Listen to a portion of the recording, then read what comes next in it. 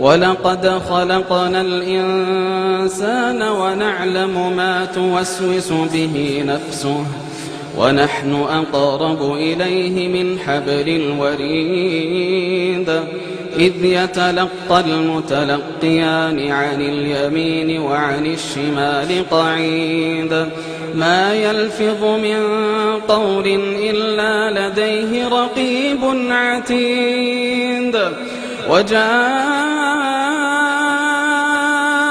سكرة الموت بالحق ذلك ما كنت منه تحيد ونفخ في الصور ذلك يوم الوعيد وجاءت كل نفس معها سائق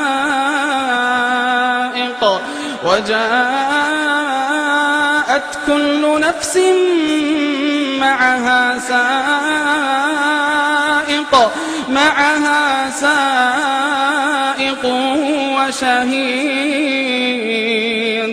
لقد كنت في غفلة من هذا فكشفنا عنك غطاءك فبصرك اليوم حديد وقال قرينه هذا ما لدي عتيد ألقيا في جهنم كل كفار عنيد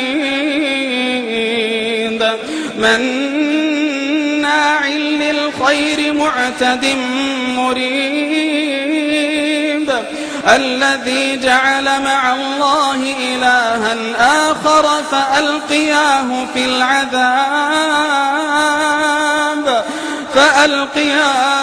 في العذاب الشديد قال قرينه ربنا ما أطغيته ولكن كان في ضلال بعيد قال لا تختصموا لدي وقد قدمت إليكم بالوعيد ما يبدل القول لدي وما أنا بظلام للعبيد يوم نقول لجهنم هل امتلأت وتقول هل من مزيد وأزلفت الجنة للمتقين غير بعيد هذا ما توعدون لكل أواب حفيظ من خشي الرحمن بالغيب وجاء بقلب منيب ادخلوها بسلام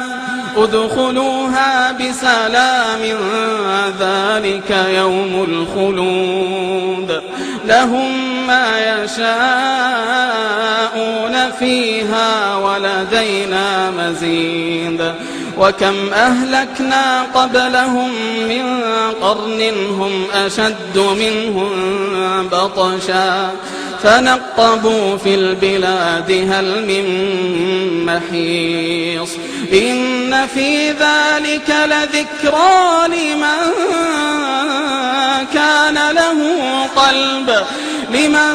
كان له قلب أو ألقى السمع وهو شهيد ولقد خلقنا السماوات والأرض وما بينهما في 6 أيام وما مسنا من لغوب فاصبر على ما يقولون وسبح بحمد ربك قبل طلوع الشمس وقبل الغروب ومن الليل فسبحه وأدبار السجود واستمع يوم ينادي المناد من